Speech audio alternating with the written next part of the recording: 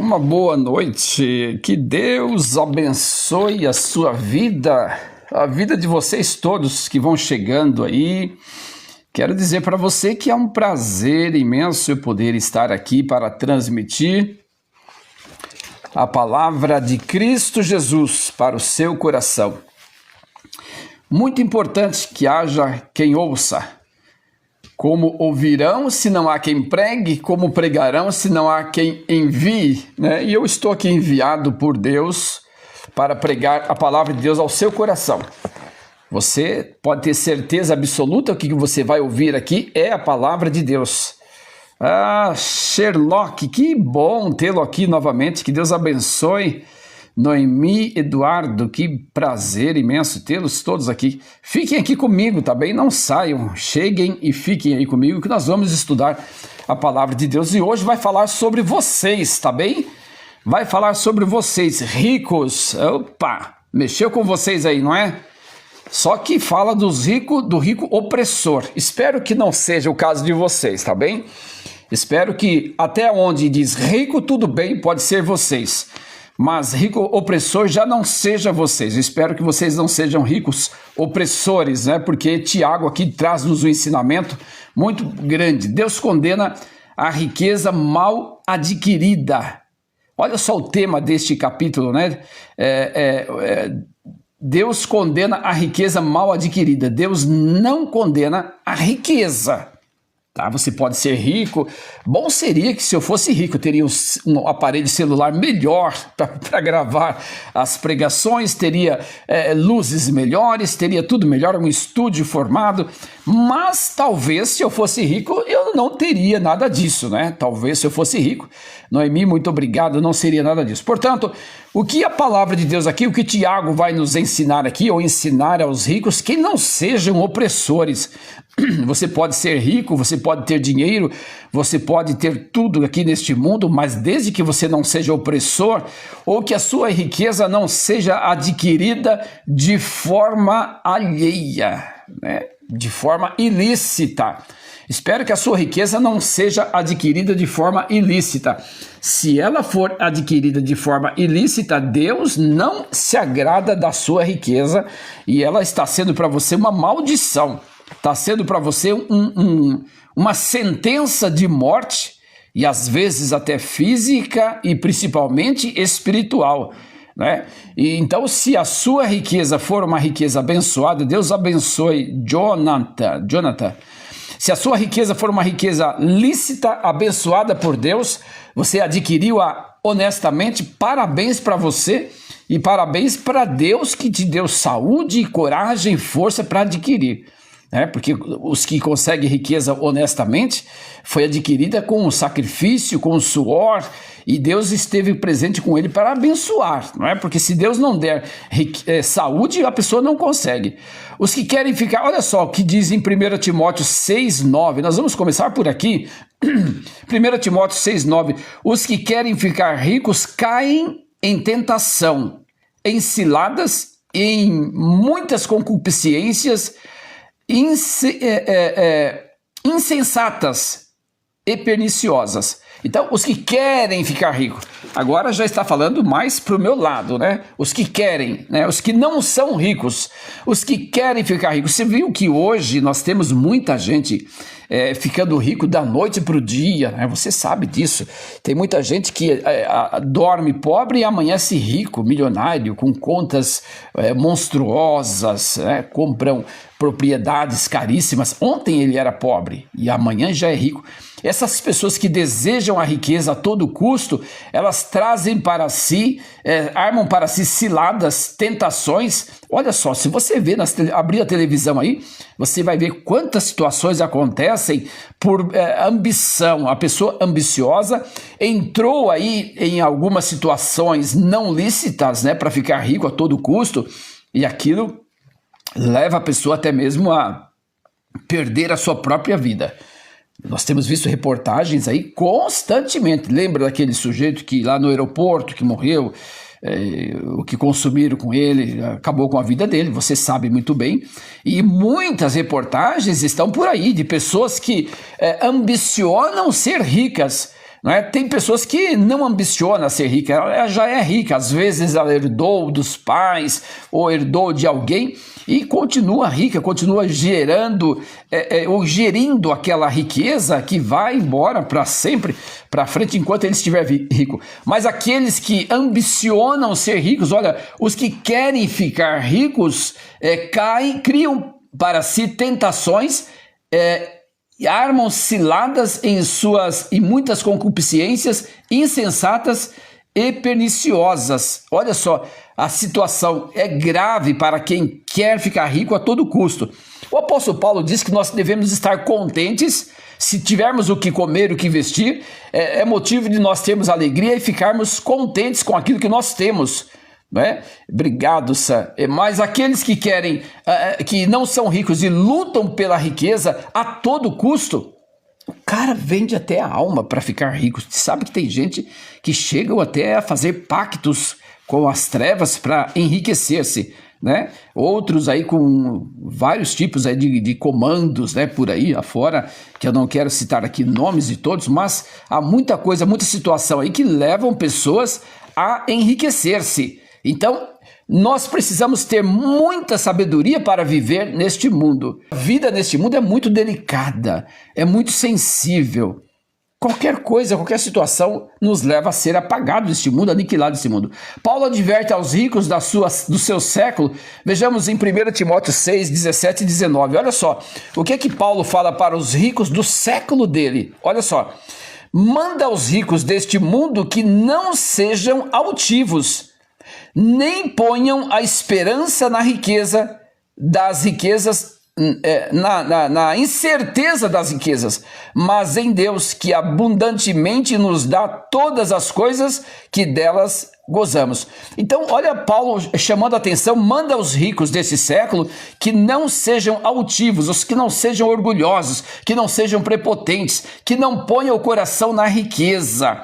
Manda aos ricos deste mundo que façam o bem, enriqueçam em boas obras, repartam de boa mente e sejam comunicáveis, que entesourem para si mesmo um bom mandamento para o futuro, para que possam alcançar a vida eterna.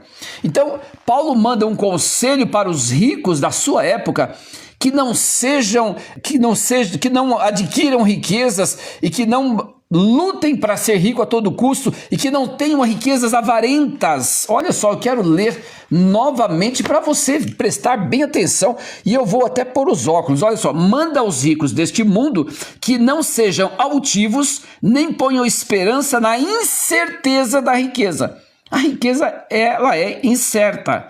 Hoje você tem, amanhã você pode não ter, né? Mas em Deus, que abundantemente nos dá todas as coisas para delas gozarmos, que faça o bem, enriqueçam em boas obras, apartam-se da mente e sejam comunicáveis, que entesourem para si mesmo um bom fundamento para o futuro, para que possam alcançar a vida eterna. Então, Paulo está dizendo, olha, armazenem para o futuro, para a vida eterna. Vocês estão preocupados com esta vida? Esta vida é passageira, esta vida é ilusória, né? Então não podemos pôr o coração a todo custo para enriquecer. Se nós temos uma facilidade, tem gente que tem o dom da riqueza, né? Então nós precisamos entender que tem gente que tem o dom da riqueza, ele consegue riqueza honestamente com facilidade, mas hoje em dia tem muita gente adquirindo riquezas ilícitas, né? Riquezas de mau caráter. O verso 2 a 3, né? Tesouro da terra são sujeitos à decomposição e acabam desaparecendo. Tiago ecoa o ensino de Jesus, Mateus 6. Depois nós vamos ler lá em Mateus 6. Né? Então vamos continuar aqui no capítulo 5 de Tiago. Olha só como Tiago está nos ensinando aqui sobre as riquezas. Olha só, capítulo 5, verso 2. O vosso ouro e a vossa prata enferrujam, e a sua ferrugem dará testemunho contra vós, e comerá como fogo a vossa carne, em tesouras para os últimos dias. Eis que o jornal dos trabalhadores que ceifam as vossas terras e que por vós foi diminuído clama, e os clamores dos que ceifaram entram nos ouvidos do Senhor dos Exércitos. Olha só, muitos trabalhadores são castigados, recebem pagamento atrasado, recebem pagamento que não são compatíveis com o trabalho os quais eles fazem, são injuriados pelos seus patrões. Esta riqueza, esses ricos opressores, a palavra de Deus condena esses ricos opressores. Desde a escravatura, desde que existe gente nesse mundo, sempre existiu gente desse tipo, ricos opressores, né? Então, nós precisamos ter cuidado. Você que é rico, tenha cuidado com seus funcionários, sejam eles 100, sejam eles 2, não importa. Paguem o valor digno, o qual eles merecem, paguem o salário digno, o qual eles merecem. Deliciosamente vivestes sobre a terra e os vos deleitastes, cavastes os vossos corações como num dia de matança. Condenaste e mataste o justo e ele vos resistiu. Ele não vos resistiu. Então, quantos justos são injuriados, são castigados pelos falsos patrões, né? Pelos patrões malvados, opressores. Esses homens, a Bíblia os condena. Então, nós precisamos ter cuidado. Olha só, tesouros na terra são sujeitos à decomposição e acabam desaparecendo. Tiago ecoa o ensinamento de Jesus em Mateus 6, verso 19 e 20. Olha só, vamos ler lá, Mateus 6, verso 19 a 20. O que é que o Evangelho de São Mateus está nos trazendo aqui? Sobre a riqueza a riqueza deste mundo que não nos traz paz, não nos traz segurança e não nos traz alegria na totalidade. Quantos ricos hoje e tem uma lacuna no seu coração por não ter a melhor riqueza que é Cristo Jesus? Quantos ricos têm de tudo que eles pensarem? Viajam para onde querem, compram o carro que quer, compram o jatinho, o avião que quer, tem muita riqueza, mas há uma lacuna no seu coração, há um vazio no seu coração e ele não sabe como preencher. E eu quero dizer, somente Cristo Jesus pode preencher o vazio do coração do homem rico que busca o conforto, que busca o prazer, mas que no fundo do seu coração existe um vazio ali precisando de ser preenchido. Olha só, Mateus 6, 19 a 20 e 21. Não ajunteis tesouro na terra, onde a traça e a ferrugem tudo consomem, e onde os ladrões minam e roubam, mas ajuntais tesouro no céu, onde nem a traça nem a ferrugem consome, e onde os ladrões não minam e nem roubam. Porque onde estiver o vosso tesouro, aí está também o vosso coração. Então, a palavra aqui do Senhor é um incentivo para que nós não juntemos tesouro nesta terra, mas juntemos tesouro lá no céu, onde a traça, a ferrugem, onde os ladrões não roubam, onde a ferrugem não contamina, não corrói, e assim nós devemos pensar, principalmente nós que já temos a maior riqueza, que é Cristo Jesus. É claro que neste mundo, se você tiver um conforto a mais, é muito bom, né? Você poder ter um carro novo, amanhã você quer viajar, você só pede a bênção de Deus, entra no carro e viaja sossegado, em paz, né? Isso é importante, mas nós temos que pensar que a maior riqueza a qual nós precisamos e devemos ter é ter Cristo em nossa vida. Quem tem Jesus tem tudo, quem não tem Jesus não tem nada.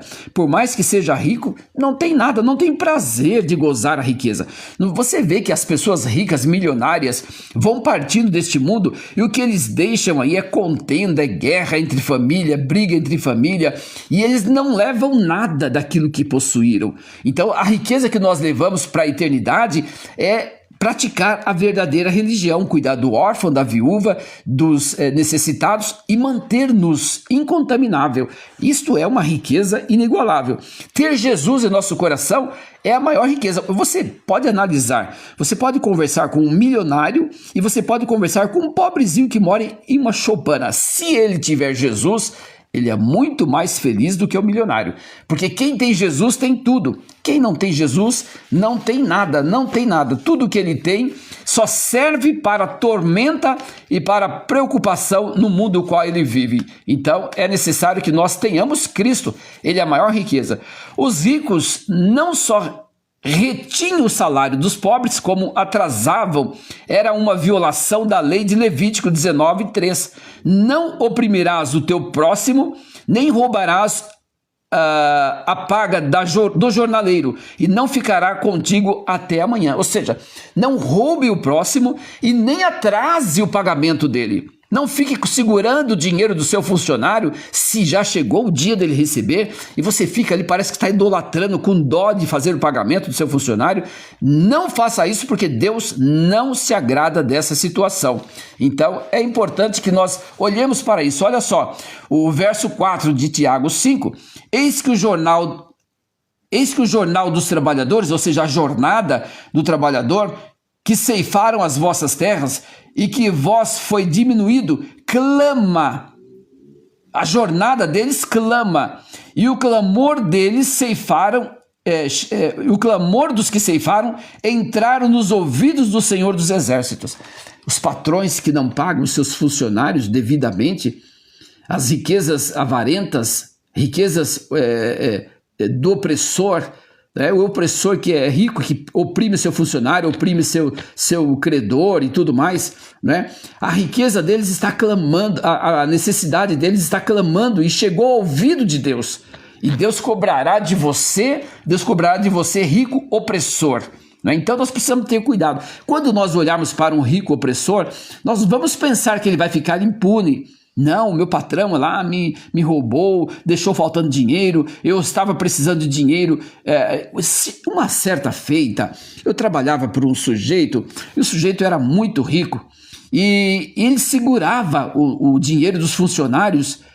Chegava o dia de receber, ele não pagava, ele segurava o dia. Não sei se ele ganhava juro em cima daquilo, não sei como é que ele fazia, mas ele segurava. Então, olha só, a Bíblia está dizendo que este opressor, quando o justo clama a Deus, Deus ouve, e esta pessoa vai tratar-se com Deus. Não pense você que a pessoa que trabalha desta forma, oprimindo o pobre, oprimindo o trabalhador, que ele vai ficar impune. Ele pode ficar impune diante da justiça terrena, mas diante de Deus ele vai pagar. E só que diante de Deus, a balança de Deus é justa.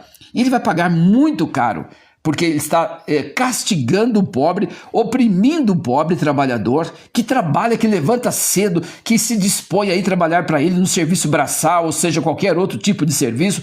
Mas o funcionário que se dispõe a trabalhar e não recebe seu dinheiro corretamente, ele clama, talvez não tenha a coragem de falar para o patrão ou de reclamar para o patrão, mas dentro do seu íntimo ele está clamando: trabalhei tão corretamente, fui honesto, nunca cheguei atrasado, nunca perdi hora, e meu patrão retém o meu dinheiro. Oh, meu Deus, tem misericórdia de mim. Deus está ouvindo este oprimido, Deus está ouvindo este cansado e vai tratar com este patrão opressor. Pode ter certeza, mais cedo ou mais tarde, você vai ver com os seus olhos que este patrão opressor pagou muito caro por causa dessas opressões.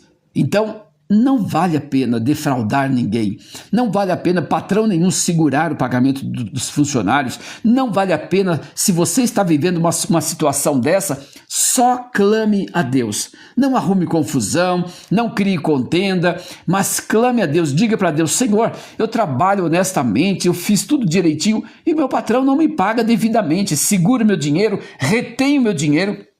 E a tua palavra diz que o meu clamor chega até os teus ouvidos. Olha aqui em Tiago, está dizendo isso, olha. O clamor dos que ceifaram entra nos ouvidos do Senhor dos Exércitos. Deliciosamente vivestes sobre a terra e vos deleitastes, cavastes os vossos corações como num dia da matança. Cevastes os vossos corações como o dia da matança. O rico está ali, né? Regozijando, feliz da vida. Enquanto isso, o empregado que trabalhou, coitadinho, às vezes nem tem o que pôr na sua mesa e está lá preso com o dinheiro. O patrão está lá com o dinheiro seguro em suas mãos. Agora, Tiago, no capítulo 5, ele muda de tom, muda de conversa e muda de assunto. Ele traz agora informação sobre exortação à paciência, acerca do juramento, da oração e da conversão de pecadores. São 3 assuntos que ele vai tratar agora nessa etapa. Então ele diz o seguinte: olha, sede, pois, irmãos, pacientes, até a vinda do Senhor. Não sei se você crê, mas Cristo Jesus está voltando. Muito em breve há de voltar. Tem algumas coisinhas para acontecer aí, mas são muito poucas coisas. Principalmente a aparição do anticristo, né? Mas Cristo Jesus está voltando muito em breve. Então Tiago aqui adverte-nos para que nós tenhamos paciência nesse percurso, neste período em que nós vamos ter muitas tribulações, nós vamos ter muitas situações difíceis. Então Tiago nos adverte para nós termos paciência. Muita gente, por falta de paciência, está preso, por falta de paciência cometeu uma besteira, por falta de paciência arruinou a sua vida. Então é bom nós termos paciência nos momentos de grande tribulação. É melhor a gente respirar bem fundo, é melhor a gente pensar, antes de tomar uma decisão, iniciativa, vai dar um passeio, vai dar uma volta, depois você volta aqui e veja que posição você vai tomar. Mas refresque a cabeça primeiro. Então tenha paciência até a vinda do Senhor. Eis que o lavrador espera precioso fruto da terra, aguardando-o com paciência até que receba a chuva temporã e serôdia. Então o lavrador, o agricultor põe a semente na terra, ou os ramos da batata, ou coisas do tipo, né? E ele aguarda com paciência até que aquilo aconteça. Então nós que estamos aguardando a vinda de Cristo Jesus, também temos que aguardar com paciência, porque isso vai acontecer. Não é uma lenda, não é um boato, isto vai acontecer. Cristo Jesus há de vir muito em breve. Nós precisamos aguardar com paciência, para que nós não venhamos a desistir. Muita gente desiste do evangelho. Eu estou cansado. Essa história de Jesus voltar. Eu vi uma mulher uma vez falando, e uma senhora que fazia parte de uma igreja boa até, né? Uma igreja presbiteriana, e ela dizia o seguinte: os meus pais já falavam sobre isso, sobre a vinda de Jesus. Eu acho que essa conversa não vai vingar. Acho que Jesus não vai vir coisa nenhuma. Então, Tiago aqui nos adverte para nós termos paciência até a vinda do Senhor Jesus. Viver com paciência, gente, é a melhor coisa que tem. Se você puder ter paciência nas negociações, na compra, né? Vai comprar um carro, vai comprar uma casa, vai comprar... Paciência, né? Às vezes vem aquela fúria dentro de nós. Não, eu tenho que comprar porque é um negócio bom, é um negócio excelente, eu não posso perder. Calma, respira fundo, tenha paciência. Se você teve a paciência e as coisas não acertarem, às vezes Deus está te livrando de uma situação complicada. Olha só o que disse Salomão: há caminhos que ao homem parecem direitos, mas o seu fim é caminho de morte. Então, tenha paciência nas suas decisões, né? Tenha paciência no casamento. Tem gente que já quer correr por cartório, né? Deu um pé de guerra lá, já vai para o cartório, vamos divorciar, não dá certo. Calma, respire fundo, pense melhor, né? Pense melhor e siga sua vida com tranquilidade. Acerte sua vida e siga com tranquilidade. Sede vós também pacientes, fortalecei os vossos corações. Não só ser paciente, mas fortalecer o coração. Porque a vinda do Senhor está próxima. Está escrito aqui, Tiago capítulo 5, o verso 8. A vinda do Senhor está próxima. A Bíblia está repleta de assuntos sobre a vinda do Senhor, nos advertindo que Cristo Jesus há de voltar muito em breve. Então nós precisamos estar alertas, precisamos termos paciência. Calma nas decisões, calma com a sua fé, tenha uma fé equilibrada em Cristo Jesus, né? As pessoas têm fé em muitas coisas, né? É necessário que nós tenhamos fé em Deus, fé em Cristo Jesus. Irmãos, não vos queixeis uns dos outros, para que não sejais condenados, eis que o juízo está à porta. Então Tiago traz aqui o livro de Tiago, ele é rico, ele traz uma série de informações em todas as áreas da vida, e é importante que nós atentemos para esta informação, né? É necessário que nós prestemos atenção. O livro de Provérbios também, escrito por Salomão e por outros, também nos ensina muitas coisas. Então, um livro de ensinamento cotidiano está no Novo Testamento, Tiago, e depois no Antigo Testamento, Provérbios. Você vai aprender muita coisa. Muita coisa. Leia que você vai aprender muita coisa para o seu bem. Irmãos, não vos queixeis uns contra os outros, para que não sejais condenados, eis que o juízo está à porta. queixar um do outro, né? Tem gente que vive fazendo queixinha um do outro. Olha, aquele sujeito não sei o quê, aquela sujeita não sei o quê, e vive fazendo queixinha, né? Reclamando de um e do outro. Não vos queixeis uns dos outros, porque o juízo está à porta. Ou seja, quem queixa um do outro, Deus está observando isso tudo e há de cobrar de você.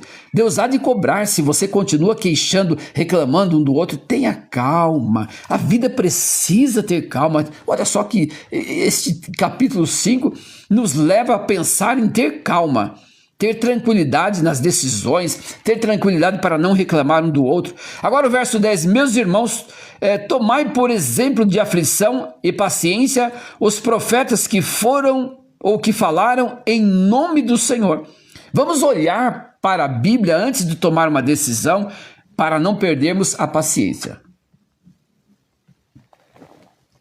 A Bíblia é a palavra de Deus para os nossos corações.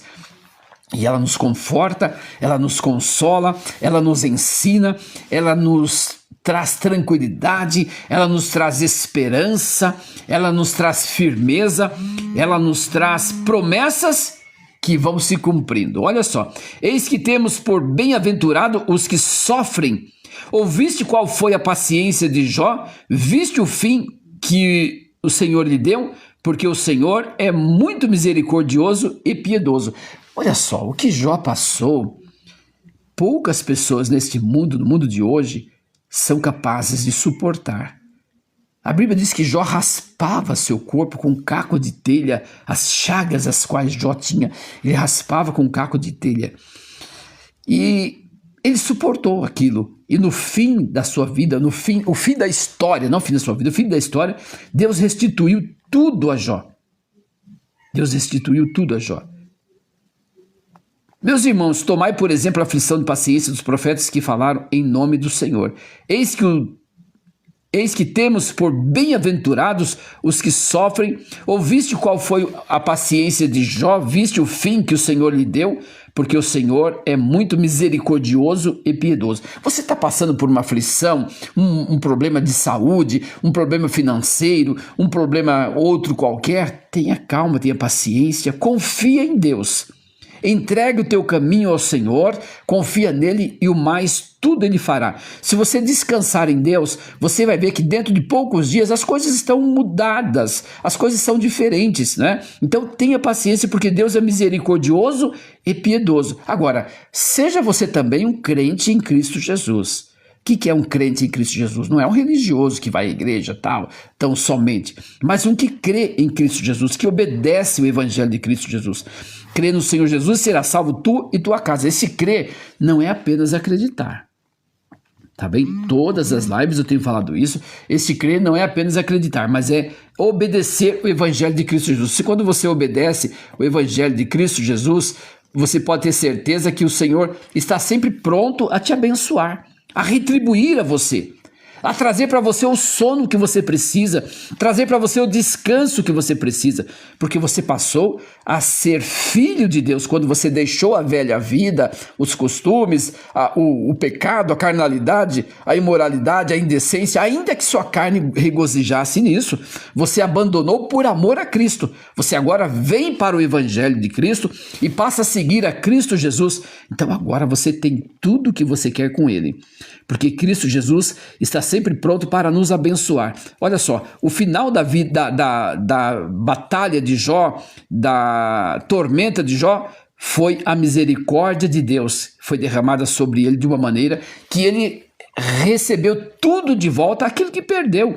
Os camelos, os jumentos, era uma quantidade imensa, porque Jó era um homem riquíssimo, era um homem muito rico. Então, tudo que ele perdeu, Deus deu a ele novamente. Então, tenha calma, tá bom?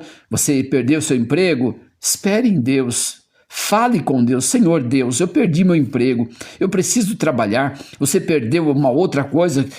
Clame a Deus, apresente diante de Deus. Você está à beira de perder, talvez o seu casamento, talvez um bem que você tem.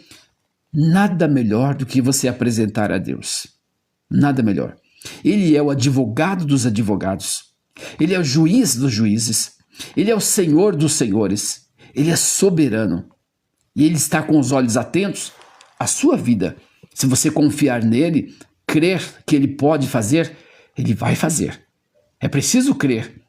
Não devemos duvidar do poder de Deus. Ele é capaz. Ele é capaz de fazer. Mas é necessário que você creia e espere com paciência.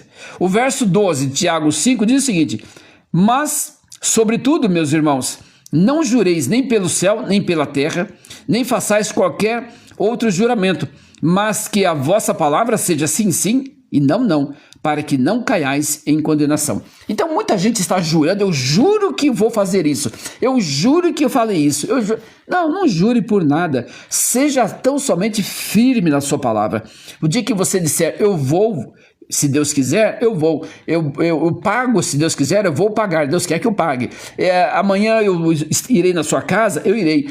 Seja verdadeiro, seja assim, sim, não tem gente tratante, né? O pior espécie de gente é gente tratante, gente que não cumpre com a sua palavra. E a nossa palavra tem que ser sim, sim, não, não.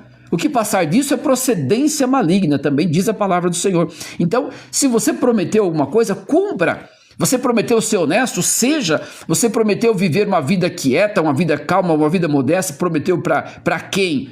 Cumpra a promessa que você fez, isso que é melhor do que fazer votos de tolo. Não adianta você fazer votos de tolo, eu vou cumprir. Chega na hora, você não consegue cumprir. É melhor você viver o momento cumprindo, sendo firme na sua palavra, sendo positivo na tua palavra. Se você disser sim, é sim. Se você disser não, é não. Pronto, esqueceu. E a pessoa que te conhece sabe, não, fulano falou que é sim mesmo. Ele é uma pessoa de palavra.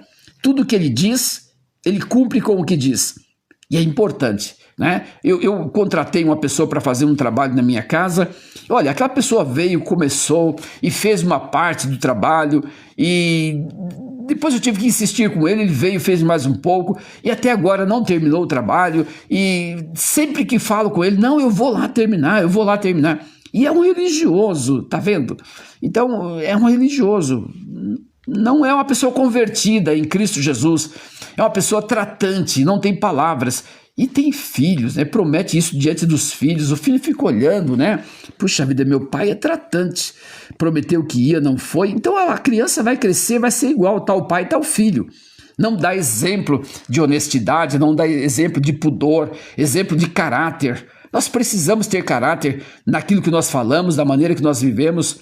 Se você prometeu para alguém alguma coisa, cumpra. Agora, não sei se você prometeu um pecado, né? Quem sabe você prometeu, o exemplo, dormir com a mulher alheia. Pelo amor de Deus, aborte isso, né? Não é assim que nós temos que ser sim, não. Nós temos que ser positivos. Você prometeu, por exemplo, não pagar alguém. Aborte esse pensamento, vá pagar a pessoa, entendeu? Aí você deve falhar com a sua palavra. Você prometeu que não pagava, mas você deve voltar atrás e pagar. Então, positivamente, a nossa palavra tem que ser sim, sim, não, não. Vou, não vou, não vou. Ponto final. Está alguém... Agora Tiago continua dizendo aqui, ele muda um pouco de assunto novamente. Ele diz o seguinte: está alguém entre vós aflito? Ore. Está alguém contente? Cante louvores. Não é para cantar qualquer música. Tem música que é imoral, é indecente, né? E há um dito no mundo que é assim: quem canta, seus males espantam. Que tipo de música que espanta os males? Tiago diz para nós cantarmos louvores, não é? Se você tiver feliz, cante louvores. Olha só, está alguém entre vós aflito?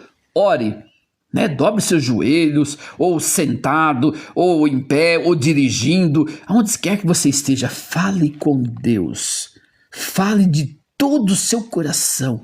Senhor, estou aflito, estou doente, preciso da tua graça, preciso da tua cura. Está alguém entre vós aflito, seja qual aflição? Senhor, eu preciso receber aquele dinheiro. Senhor, os juízes não têm me dado atenção, os meus advogados não estão resolvendo a minha causa. Eu preciso, tu és o advogado dos advogados, tu és o Senhor dos senhores. Fale com Deus, apresente a Ele a sua causa. Ele vai te atender, Ele vai te atender. Creia no que eu estou falando, Ele vai te atender. Se você clamar a Ele com fé, né? Peça com fé, não duvidando, né? Então, ore. Está alguém contente? Cante louvores. Tenha é um cântico que vai estar em sintonia com Deus. Cante louvor. Se você está feliz, louve a Deus de coração, cante com alegria, cante com singeleza de coração. Eu tenho certeza que Deus vai receber o seu louvor, porque você está feliz. Então você está agradecendo a Deus, você está louvando a Deus com um cântico. Não é cantar qualquer música, eu já disse, né? Então cantar louvores é o que Tiago está nos recomendando. Se você quer andar segundo a Bíblia, Tiago é um livro que vai te ensinar muita coisa. Muita coisa.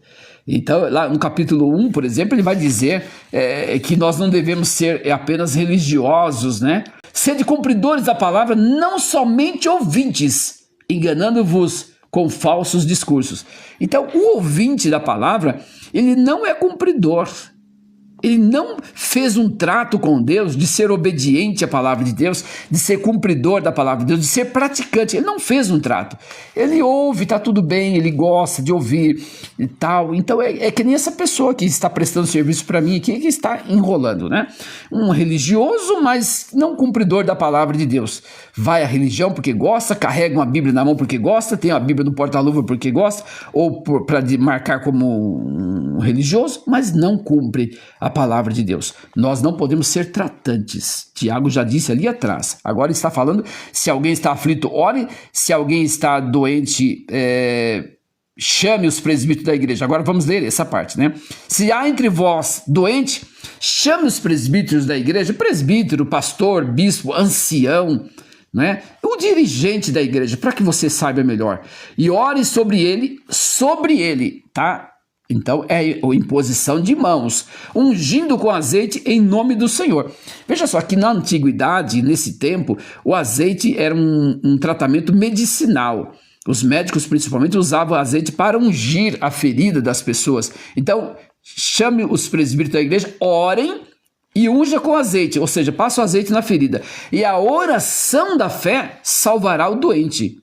Olha só, que não é a unção que salvará o doente ou que sarará o doente, mas a oração da fé sarará o doente. E se houver cometido pecado, ser-lhe-ão perdoado. Então veja bem, se você está doente, às vezes a doença é consequência de um pecado, sabia? Né? Quando o cego, Jesus orou para aquele cego, acho que o cego de Betesda, não, o cego de Betesda não, pelo amor de Deus, o cego de Jericó. Jesus orou pelo cego e perguntaram: Senhor, quem pecou para que ele nascesse cego, ele ou seus pais? E Jesus disse: não, nem ele pecou, nem seus pais, mas ele nasceu cego para que a glória de Deus fosse manifesta. Então eles perguntaram qual pecado ele cometeu, se ele cometeu algum pecado, porque quando Jó estava doente também perguntaram, os amigos de Jó diziam: você pecou contra Deus, por isso que você está... Então há uma ligação entre doença, entre problemas e pecado. Algumas pessoas ligam diretamente que você está doente porque você pecou, que você está passando problemas financeiros ou outros porque você pecou. Às vezes é consequência do pecado, mas nem sempre. Mas aqui, por exemplo, se está alguém doente, chama os presbíteros da igreja, ore com imposição das mãos, unja com óleo. Ungir com óleo é passar o óleo na ferida, tá bem? Não tem nada a ver. Unja com óleo e a oração da fé sarará o doente. E se houver cometido algum pecado, serão perdoados. Confessai as vossas culpas uns aos outros, orai uns pelos outros. Isso é uma ordenança bíblica, né? Orai uns pelos outros para que sareis.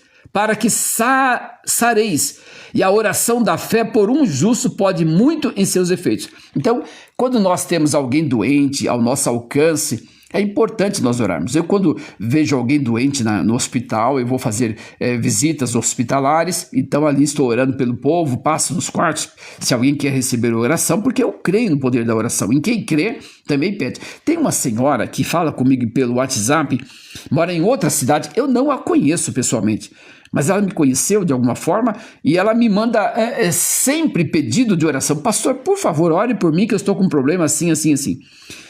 Pensa em uma mulher que tem fé, uma mulher que crê no poder da oração. A gente faz a oração crendo que Deus fará. Eu não sou milagreiro, não faço nada. Simplesmente a gente faz a oração e o Senhor atende. O Senhor Deus atende segundo a fé da pessoa também. No outro dia, geralmente, ela me liga.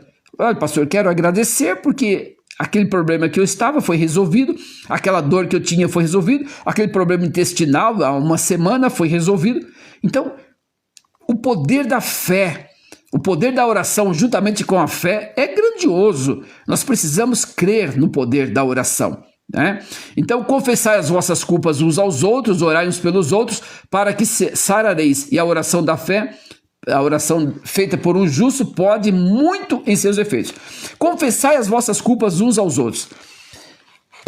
Este confessar aqui as culpas, imagine que eu pequei contra você, tá? Você que está me ouvindo, eu falei algumas coisas para você, você foi ofendido e eu preciso me acertar com você. Este é o confessar que o Tiago nos ensina. Não, é confessar os nossos pecados. Olha, fulano, eu pequei contra você, tal, eu peço perdão, eu pequei, eu cometi um adultério, um exemplo, eu cometi um adultério, então eu venho pedir perdão para você. Nada disso. Nenhum ser humano tem poder de perdoar o pecado do outro.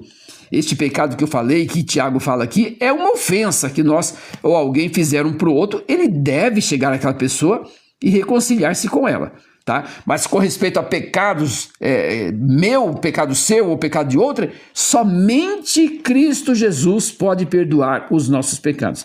Nenhum comedor de feijão, nenhum comedor de abóbora pode perdoar os nossos pecados. Somente Cristo Jesus. Não se iluda, tá bem? Vai sair por aí confessando seus pecados, as pessoas vão expor você aí e vai ficar pior, tá bom? Então os pecados você confesse para Deus. Confesse para Deus. Agora, se você cometeu um adultério ou coisa do tipo, você deve chamar sua mulher e resolver entre ela e resolver a situação, tá? Aí sim, aí você está confessando com ela e resolvendo a situação. Elias era um homem sujeito às mesmas paixões que nós, e orando pediu que não chovesse, e por 3 anos e 6 meses não choveu sobre a terra. Olha só que oração Elias fez. Elias não foi muito sábio aqui, porque todos eles padeceram, inclusive Elias, né? Todos eles padeceram. Deus atendeu a oração dele. Então nós precisamos ter sabedoria até no que pedimos para Deus, porque Elias era um homem semelhante a nós. A Bíblia diz, ele era um homem sujeito às mesmas paixões que nós, e fez uma simples oração, e o Senhor atendeu a oração dele. Trouxe transtorno para a vida de todos ali ao seu redor. Imagine que eu ore para não chover e fique 3 anos e 6 meses sem chover. Por minha causa, muita gente vai sofrer, crianças vão padecer, animais vão morrer à sede. Então, precisamos ter sabedoria, porque Deus ouve. Deus atende a nossa oração. Se você for uma pessoa crente, obediente, temente a Deus, e você orar, por isso que a Bíblia fala aqui, a oração feita por um justo. Deus atende a oração feita por um justo. O que é o justo? Não é aquele homem que se acha perfeito. Não, eu sou justo porque eu pratico bem, eu pago minhas dívidas, eu respeito minha mulher, eu respeito os meus filhos. Não, é o justificado por Cristo. Nós éramos perversos, malvados, pecadores, agora nós somos justificados por Cristo. Então, quando nós orarmos, Deus vai atender a nossa oração. E orou outra vez, Elias, né? Elias orou outra vez e o céu deu chuva e a terra produziu o seu fruto.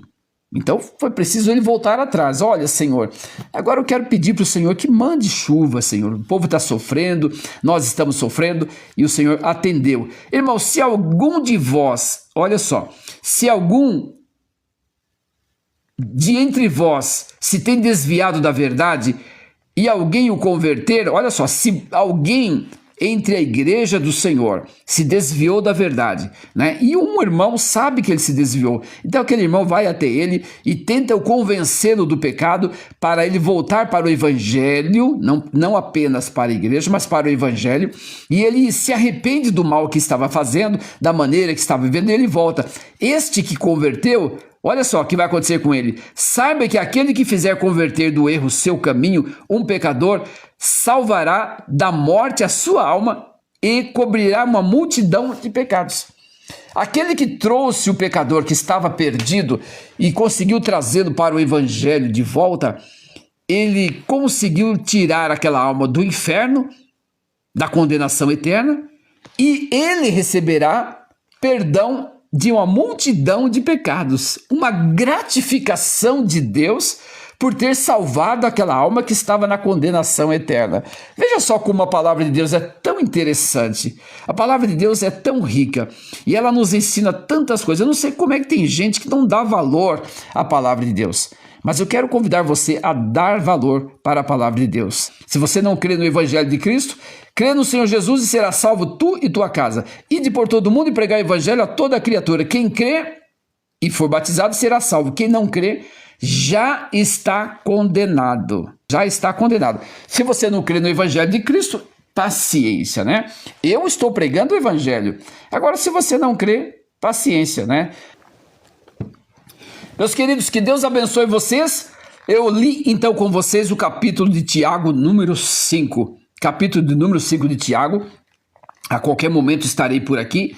Estou esperando todos vocês para ouvir a palavra da verdade, o evangelho da verdade. Todos aqueles que querem ouvir a palavra de Deus, eu estou à disposição de vocês para fazer leituras explicativas e trazendo o evangelho da paz. Se nós não crermos no evangelho, nós estamos fadados. Ide por todo mundo e pregar o evangelho a toda criatura. Quem crer e for batizado será salvo.